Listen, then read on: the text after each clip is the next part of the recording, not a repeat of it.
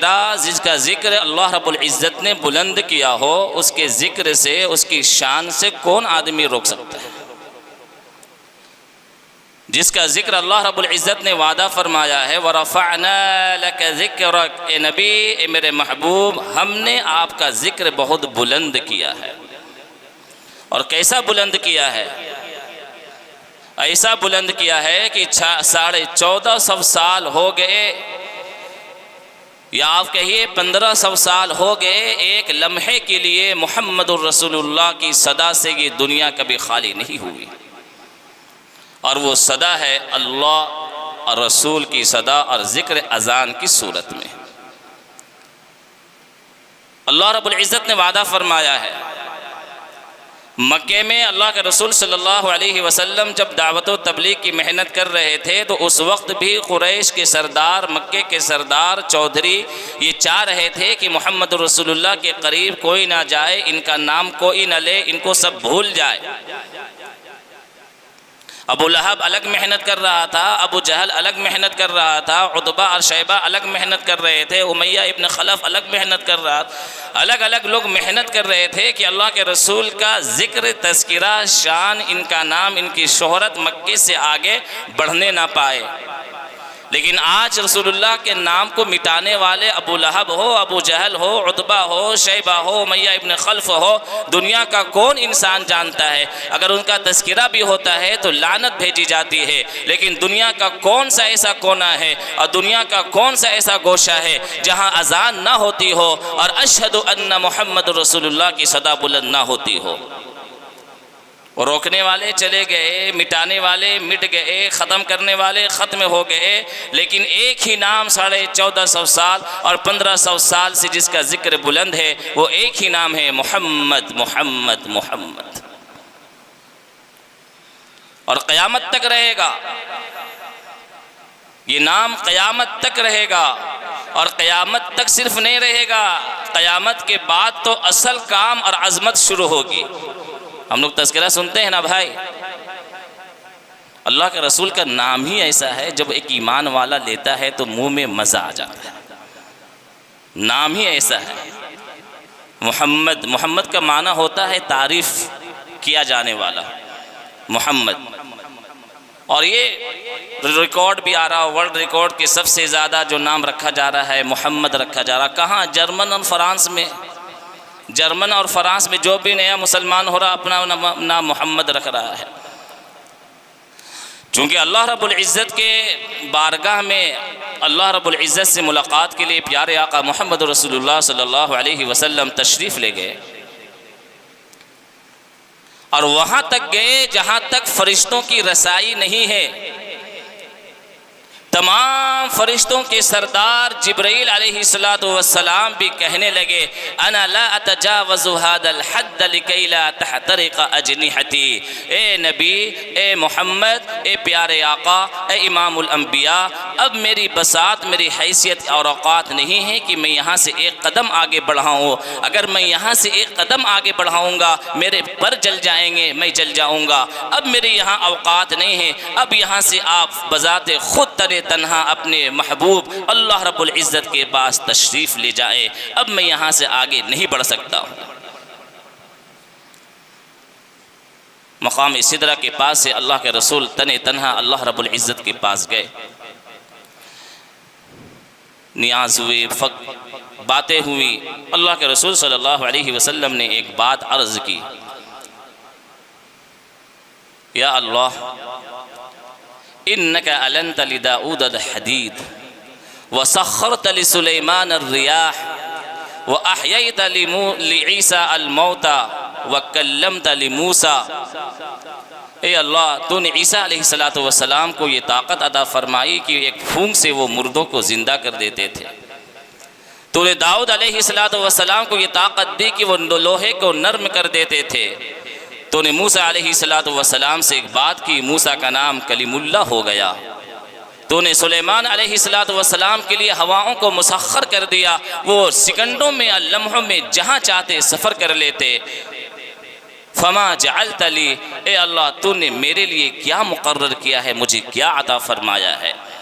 میرے بھائیوں اور دوستو، اگلا بات اب سنیے اللہ رب العزت نے کیا ارشاد فرمایا۔ اللہ رب العزت نے ارشاد فرمایا اولیس قد اعطیتک افضل من ذلک کلی، اے میرے محبوب، اے میرے پیارے، اے میرے محبوب، کیا میں نے آپ کو جو عطا فرمایا ہے کیا ان تمام نعمتوں سے بڑھ کر بڑی نعمت نہیں ہے؟ کیا ان تمام چیزوں سے بڑھ کر افضل نہیں ہے؟ اللہ ذکرت الا ذکرت معی، کہ قیامت تک جب بھی میرا ذکر ہوگا، جب بھی میرا نام لیا جائے گا، میرے نام کے ساتھ آپ کا نام لیا جائے گا، جب بھی میرا ذکر ہوگا میرے ذکر کے ساتھ آپ کا ذکر ہوگا۔ آج دیکھ لیں کلمہ توحید ایک آدمی مسلمان ہوتا ہے، لا الہ الا اللہ محمد الرسول اللہ، قرآن مجید میں ہے امی اطیعوا اللہ و اطیعوا الرسول یحبون اللہ ورسولہ یطیعون اللہ ورسولہ استجیبوا للہ ولرسولہ، جہاں بھی اللہ رب العزت کے حکموں کی تابعداری ہے، اللہ کے حکموں کو اور فرمانوں کو ماننے کی بات ہے، اللہ کی محبت کی بات ہے، وہ رسول اللہ صلی اللہ علیہ وسلم کا نام بھی وہاں پر آتا ہے۔ اور آج آپ دیکھیں، آج اذان کی صورت میں جب اذان دی جاتی ہے اشہد ان لا الہ الا اللہ و اشہد ان محمد الرسول اللہ، جب مؤذن اللہ کا نام پکارتا ہے تو اللہ کے نام کے ساتھ محمد الرسول اللہ کا نام پکارا جاتا ہے۔ میرے بھائیوں اور دوستو، ورلڈ ریکارڈ اور ورلڈ کا رپورٹ ہے کہ 24 گھنٹے میں ایک لمحہ بھی ایسا نہیں گزرتا ہے جہاں اذان کی صدا ختم ہوتی ہو۔ انڈونیشیا میں فجر کا وقت شروع ہوتا ہے، پورے انڈونیشیا میں فجر کی اذان ہوتے رہتی ہے، جب وہاں پر فجر کا وقت ختم ہوتا ہے تو ملیشیا میں شروع ہوتا ہے، ملیشیا میں ختم ہوتا ہے تو ڈھاکہ میں شروع ہوتا ہے، ڈھاکہ میں ختم ہوتا ہے، سری لنکا میں شروع ہوتا ہے، سری لنکا میں ختم ہوتا ہے، انڈیا میں شروع ہوتا ہے، انڈیا میں ختم ہوتا ہے، پاکستان میں شروع ہوتا ہے، پاکستان میں ختم ہوتا ہے، مسقط میں شروع ہوتا ہے، مسقط میں ختم ہوتا ہے، سعودی عربیہ میں شروع ہوتا ہے، سعودیہ میں ختم ہوتا ہے تو کویت میں شروع ہوتا ہے، کویت میں ختم ہوتا ہے تو دبئی میں شروع ہوتا ہے، دبئی میں ختم ہوتا ہے تو بحرین میں شروع ہوتا ہے، بحرین میں ختم ہوتا ہے تو یہ عراق چلا یمن چلا جاتا ہے، یمن میں ختم ہوتا ہے تو عراق میں شروع ہوتا ہے، عراق میں ختم ہوتا ہے تو ایران میں شروع ہوتا ہے، ایران میں ختم ہوتا ہے تو استنبول میں شروع ہوتا ہے، استنبول میں ختم ہوتا ہے تو لیبیا میں شروع ہوتا ہے، جب لیبیا میں فجر کا وقت ختم ہوتا ہے تو امریکہ میں شروع ہوتا ہے، جب امریکہ میں فجر کا وقت ختم ہونے والا ہوتا ہے تو پھر سے انڈونیشیا میں ظہر کا وقت شروع ہوتا ہے، اور اشہد ان لا الہ الا اللہ و اشہد ان رسول اللہ کی صدا ظہر کا وقت شروع ہو کر بلند ہوتا ہے۔ کہاں کہاں سے اللہ کے نام کو مٹاؤ گے؟ پوری دنیا میں اللہ رب العزت نے، میرا وجدان کہتا ہے، شاید میرا شعور کہتا ہے کہ اللہ رب العزت نے پوری دنیا کا وقت الگ الگ متعین کیا، کہیں صبح ہوتی ہے، کہیں شام ہوتی ہے، کہیں رات ہوتی ہے، کہیں دوپہر ہوتا ہے۔ اللہ چاہتا تو ایک ہی وقت دے دیتا، پوری دنیا میں ایک ہی وقت رہتا، لیکن الگ الگ وقت ہے۔ شاید اللہ رب العزت کو یہ منظور ہو کہ الگ الگ وقت رہے گا، ہر وقت میں اذان کی صدا بلند ہوگی اور میرے محبوب کا نام محمد الرسول اللہ کا تذکرہ کیا جائے گا۔ یہ اللہ رب العزت نے اللہ کے رسول صلی اللہ علیہ وسلم کو یہ مقام عطا فرمایا ہے، اور یہ محبت، اب تاریخ پڑھیں، تاریخ، بادشاہوں کی تاریخ پڑھیں، ملکوں کی تاریخ پڑھیں، آپ کو پتہ چلے گا کہ پوری دنیا کا کوئی نہ کوئی ملک کسی کی غلامی میں رہا ہوا ہے۔ پوری دنیا میں کسی نہ کسی بادشاہ نے کسی نہ کسی ملک پر حکومت کی ہے۔ صرف اور صرف عرب کا وہ ملک تھا جہاں پر کسی بھی بادشاہ نے کبھی بادشاہت کرنے کی ہمت نہیں کی تھی۔ عرب کے لوگ کبھی کسی کی غلامی پسند نہیں کرتے تھے، کسی کو اپنے یہاں بادشاہ مانا ہی نہیں تھا۔ تاریخ آپ پڑھیں، اگر پوری دنیا کی تاریخ آدم علیہ السلام سے لے کر 2025 تک، یہ ہزاروں سال میں اگر عرب کو کسی نے غلام بنایا ہو، عرب کی دلوں پر کسی نے حکومت کی ہو، عرب کی دلوں کو کسی نے موم کیا ہو اور عرب پر کسی نے بادشاہت کی ہو، تو صرف ایک ہی نام آتا ہے تاریخ میں، اور وہ نام ہے محمد الرسول اللہ صلی اللہ علیہ وسلم۔ وہ ادائے دل بری ہو یہ نوائے عاشقانہ، وہ ادائے دل بری ہو یا نوائے عاشقانہ، جو دلوں کو فتح کر لے وہی فاتح زمانہ، جو دلوں کو فتح کر لے وہی فاتح زمانہ۔ اور کیسا دلوں کو فتح کیا ہے، کیسا فتح کیا ہے میرے بھائیوں اور دوستوں؟ محمد رسول اللہ صلی اللہ علیہ وسلم نے وہ اخلاق تھے، وہ کردار تھا، وہ سیرت تھی، وہ محبت تھی، اللہ کے رسول کے وہ اعلیٰ کردار تھے جو عرب کے لوگ شروع میں تو کوئی پتھر مار رہا ہے، کوئی چہرے پہ تھک رہا ہے، کوئی گالیاں دے رہا ہے، نعوذ باللہ کسی نے پیٹھ پر پتھر مارا، نعوذ باللہ طائف میں اتنی تکلیفیں دی گئی، شروع میں تو ہر ایک نے تکلیفیں دی، لیکن بعد میں رسول اللہ کے اخلاق نے ان کو کیسا غلام بنایا اور کیسا ان پہ اثر پڑا کہ سہیل ابن عمرو صحابی ہیں، سہیل ابن عمرو ایک صحابی ہیں، صلح حدیبیہ تک وہ مسلمان نہیں ہوئے تھے، صلح حدیبیہ تک وہ مسلمان نہیں ہوئے تھے، سہیل ابن عمرو رضی اللہ تعالی عنہ، سہیل ابن عمرو رضی اللہ تعالی عنہ جب صلح حدیبیہ ہو رہی تھی تو بات نہیں بن پا رہی تھی، کئی لوگ آئے کفار کی طرف سے لیکن معاملہ جو ہے سلجھا نہیں، سہیل ابن عمرو جو ہے آخر میں آئے، اللہ کے رسول صلی اللہ علیہ وسلم نے دیکھا کہ سہیل آئے ہیں، اللہ کے رسول نے فرمایا اب معاملہ بن جائے گا، سہیل آئے ہیں، اللہ کے رسول نے خود فرمایا سہیل آئے ہیں اب معاملہ بن جائے گا، اب صلح ہو جائے گی۔ کیوں؟ سہیل کا مطلب ہوتا ہے آسان، اللہ کے رسول نے سہیل اس کا نام کا مطلب نکالا کہ اب آسانی ہو جائے گی۔ سہیل ابن عمرو رضی اللہ تعالی عنہ جب اسلام قبول نہیں کیے تھے، ابھی مسلمان نہیں ہوئے تھے، صلح حدیبیہ کے بعد کفار کے پاس واپس جاتے ہیں،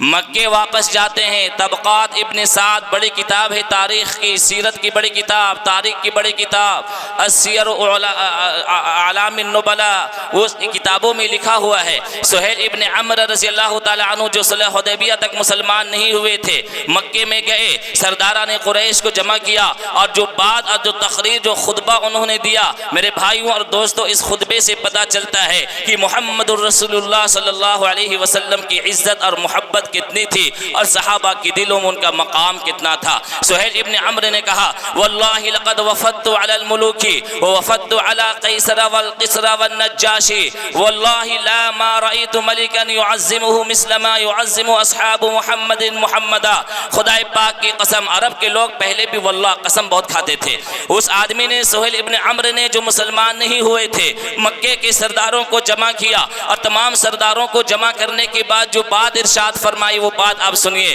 اس نے کہا اللہ کی قسم، خدا پاک کی قسم، میں نے بڑے بڑے بادشاہوں کی یہاں حاضری دی ہے، میں نے بڑے بڑے بادشاہوں کے دربار دیکھے ہیں، میرا جانا ہوا ہے، کسریٰ کے پاس بھی میں گیا ہوں، قیصر کے پاس بھی میں گیا ہوں، نجاشی کے دربار میں میری حاضری ہوئی ہے، لیکن خدا پاک کی قسم، اللہ کی قسم، میں نے کسی کو بھی ان کی اتنی محبت کرتے نہیں دیکھی جتنی محمد رسول اللہ کے ساتھی رسول اللہ کے کرتے ہیں۔ لا يمدون الیہ ابصارہم، اللہ کے رسول کے جو ساتھی ہیں وہ تعظیماً اللہ کے رسول کے آگے سر بھی نہیں اٹھاتے ہیں، سر کو نیچے جھکا کر رسول اللہ کی بات کو سنتے ہیں، ان کی طرف نگاہ بھی نہیں اٹھاتے ہیں، تعظیما لہم۔ ولا يتنخم نخامة الا وقعت في كف رجل منهم ودلك بها جلده۔ رسول اللہ جب تھوکتے ہیں تو صحابہ آپس میں لڑ جاتے ہیں رسول اللہ کے تھوک کو اپنے ہاتھ میں لے کر اپنے جسم پر ملنے کے لیے۔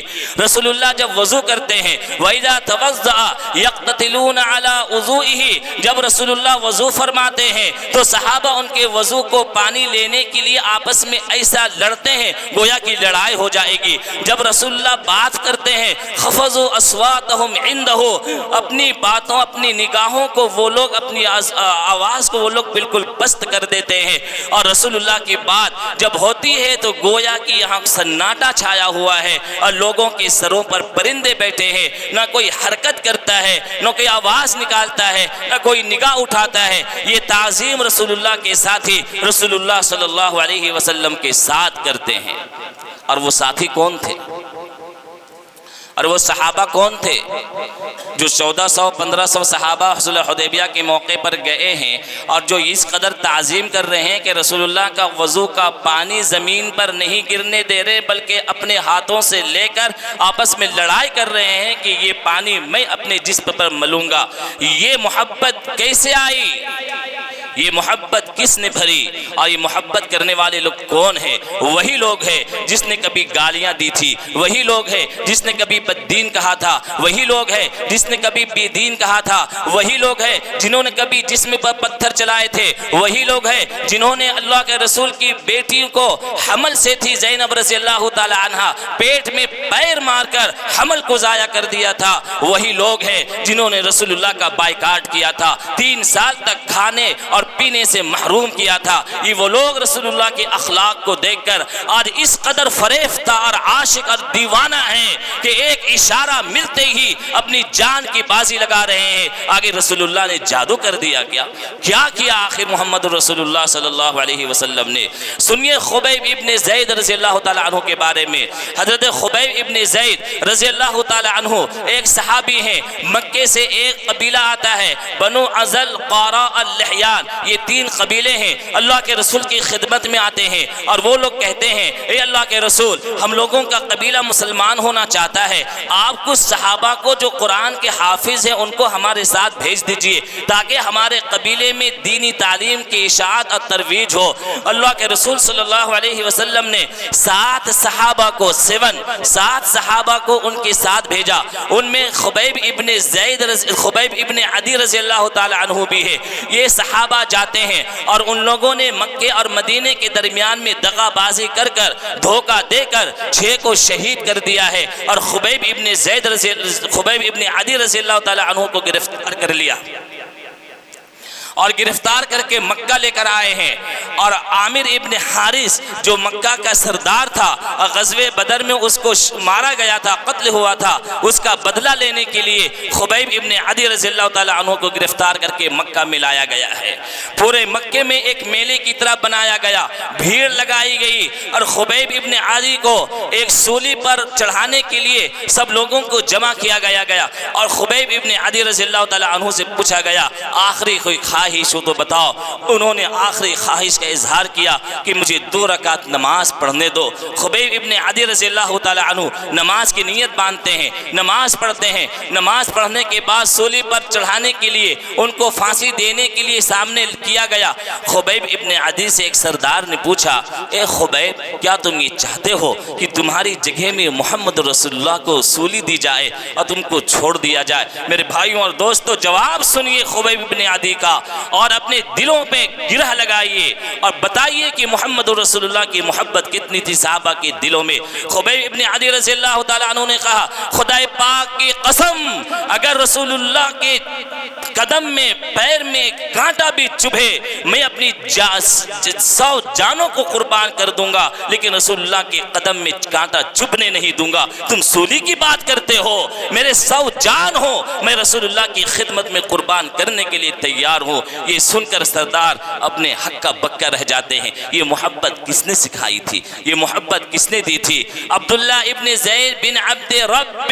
ایک صحابی ہیں جنہوں نے خواب میں دیکھا تھا اذان کے بارے میں۔ وہ کھیت میں کام کر رہے تھے، کھیت میں کام کرتے ہوئے کسی نے رسول اللہ کی وفات اور وصال کی خبر دی۔ عبداللہ بن زید بن عبد رب نے وہیں پر دعا کی، اے اللہ، جس آنکھ سے میں رسول اللہ کا دیدار کرتا تھا، میں جس آنکھ سے رسول اللہ کو دیکھتا تھا، اب میرے حبیب نہیں رہے، میرے محبوب نہیں رہے، اللہ کے رسول نہیں رہے، اب میں ان آنکھوں سے کس کو دیکھوں گا؟ میری آنکھوں کی بینائی تو نکال لے اور کھینچ لے۔ محدثین لکھتے ہیں، سیرت لکھنے والے لکھتے ہیں، تاریخ لکھنے والے لکھتے ہیں، اسی وقت میں ان کی دعا قبول ہوئی اور وہ نابینا ہو گئے۔ بلال حبشی رضی اللہ تعالی عنہ جب اللہ کے رسول کی وفات ہوتی ہے، وہ مدینہ میں رہ نہیں پاتے ہیں۔ جب اذان دینے کے لیے سامنے آتے، جب اشہد ان محمد رسول اللہ بولنے کے لیے جب وہ تیار ہوتے اذان میں، وہ اشہد ان محمد رسول اللہ ان کی زبان سے نہیں نکلتا،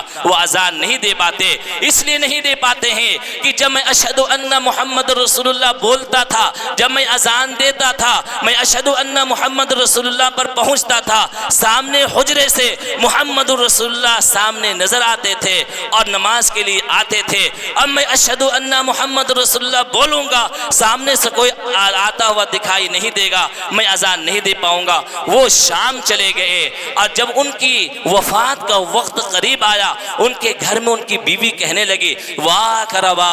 واہ حزنا، ہائے افسوس، آپ کی موت ہو رہی ہے، آپ کا انتقال ہو رہا ہے۔ انہوں نے کہا بے وقوف یہ بات مت کہو، واہ فرحا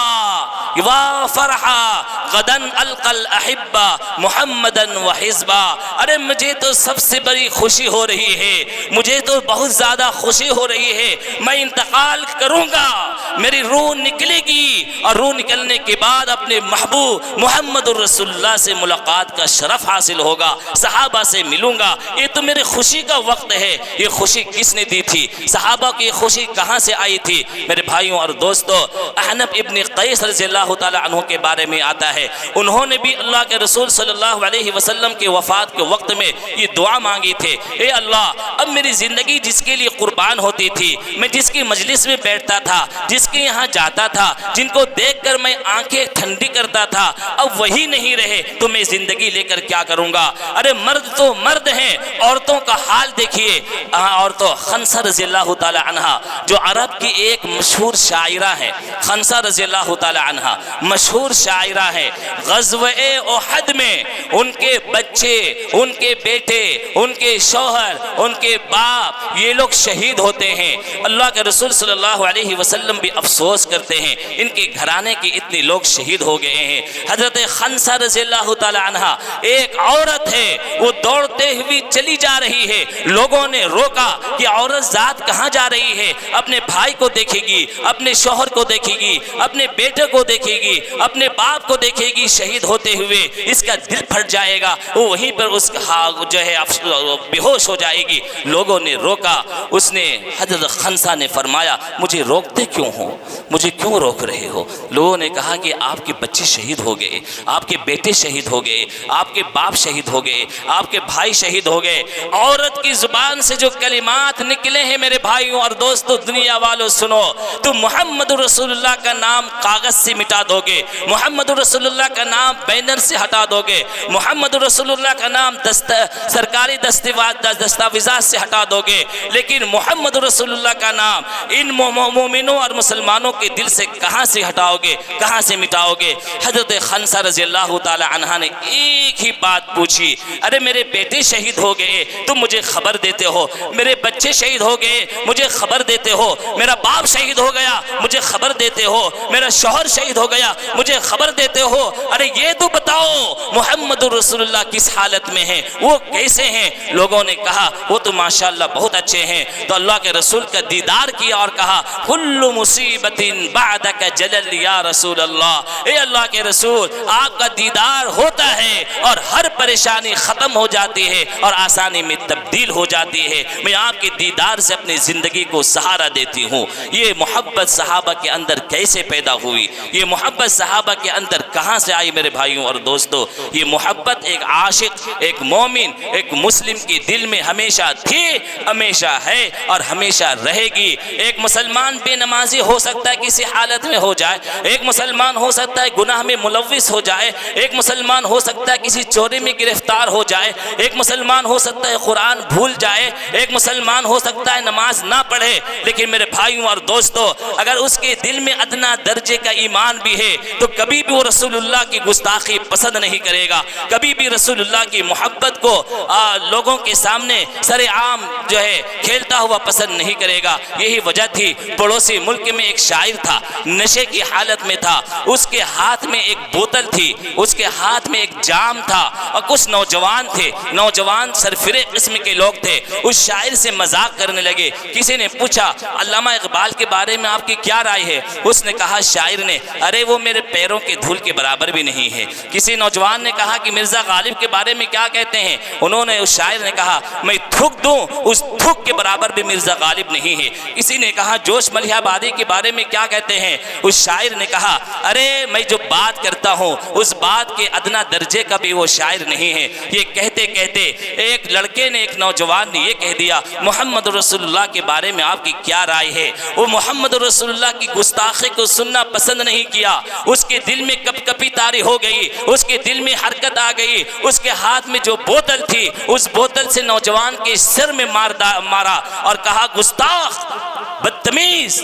میرا آخری سہارا، جس سہارے کی بنیاد پر میں زندگی گزار رہا ہوں، اس سہارے کو تم مجھ سے چھیننا چاہتے ہو۔ میں نشے کی حالت میں تو ضرور ہوں، لیکن اتنا بھی نشہ نہیں ہے کہ میں اپنے آقا کو نہ پہچانوں اور محمد رسول اللہ کی توہین کر دوں۔ اس نوجوان کو ایک جام ایک بوتل سے مارا اور اپنے نشے کو دور کیا۔ اور یہ آتا ہے کہ وہ شاعر اس آدمی نوجوان کی گستاخی کے کلمات سننے کے بعد وہ پینا چھوڑ دیا، شراب چھوڑ دیا، شراب نوشی چھوڑ دیا اور سچا پکا عاشق رسول ہو کر زندگی پوری گزار دی۔ تو میرے بھائیوں اور دوستو، اللہ کے رسول کی محبت ہمارے دلوں میں ہونی چاہیے، اس لیے کہ رسول اللہ کا وہ مقام ہے، وہ عزت ہے، وہ کارنامہ ہے، اور سب سے بڑا کارنامہ یہ ہے کہ پوری دنیا کو انہوں نے انسان بنایا ہے، پوری دنیا کو انسانیت کا سبق پڑھایا ہے۔ اور ہم لوگوں کے لیے سب سے بڑی بات یہ ہے کہ آخرت میں جب کوئی کسی کا پرسان حال نہیں ہوگا، باپ بیٹی سے بھاگے گا،